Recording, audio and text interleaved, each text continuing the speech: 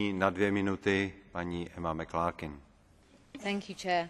There is no doubt sport has an important place in Europe. Not only does it generate billions of euros and many thousands of jobs, it provides health and joy to millions. I am passionate about sport myself.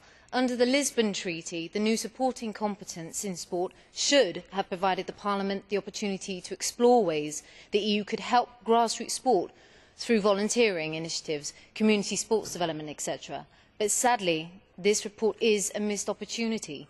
Instead, it has turned into how the EU can take advantage of the popularity of professional sport, what sport can do for the EU, instead of what the EU can do for sport. The report focuses mainly on professional football. It takes little account of minority or grassroots sport, where I believe the focus should have been. The EU can have a role in influencing some aspects of sport, the fight against doping, cross-border gambling, but the report goes much too far in calling for the EU itself to sign up for WADA and doping conventions, rather than as individual member states. The report also ignores the limits of EU power, proposing special tax regimes, infringing on the right of member states to decide on its educational curricula, and touches on social security provisions. All of these are in the realm of member state and not the EU.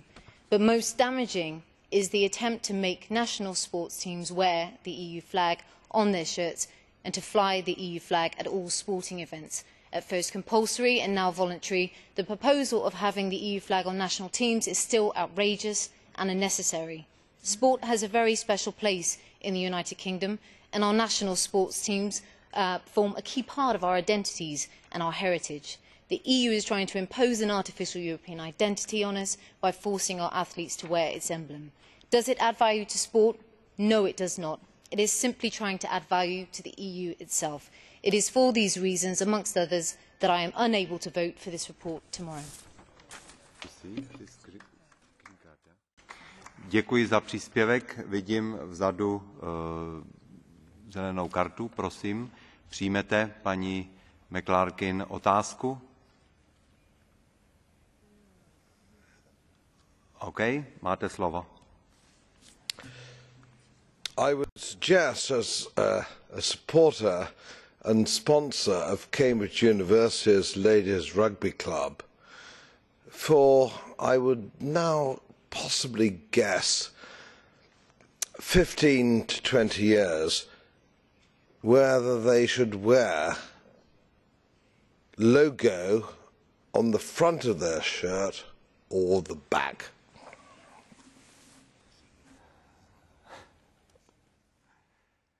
Chcete odpovědět? 30 vteřin. No, I do not. Děkuji, tímto. Paragraph 100 of this report clearly states that you would like the EU flag at sporting major events and on the jerseys of athletes. Are we now going to see the EU flag at the British Olympics, or at the Champions League final, or even on the shirt of the England captain? This is nothing more than sheer EU propaganda and vanity. The EU has never been so unpopular. Yet here you are, wanting to stamp your flag on sporting stars in hope that you can force the people to love you. But they won't. What you propose also seems to break the rules of sporting competitions. For example, under Law 4, Decision 1 of the FIFA laws of the game, it states, the team of a player whose basic compulsory equipment has political slogans or statements will be sanctioned by the competition organiser or FIFA. But what right do you think the EU has to interfere in sport in such a way to encourage countries to break the rules? Because it's hypocritical, because the EU is in effect a political organisation.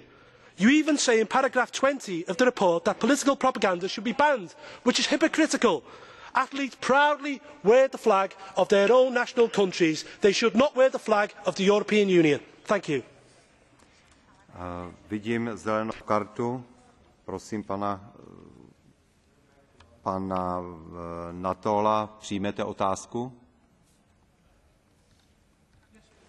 Prosím, máte slovo.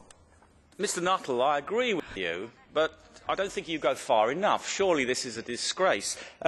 And surely it raises a quandary for sports fans. Because, for example, in the World Cup, if the national flag and the EU flag are being displayed, then who is the sports fan supporting? Their country or the EU? And would you agree with me that they can't support the EU because it isn't a country?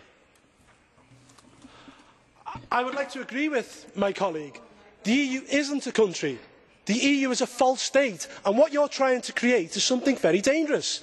Because false states, like the Soviet Union, only ever break up in one of two ways. They break up in peaceful divorce, like Czechoslovakia, which I hope that this organisation breaks up into, or in bloody revolution, like Yugoslavia, which I fear very much indeed. Thank you.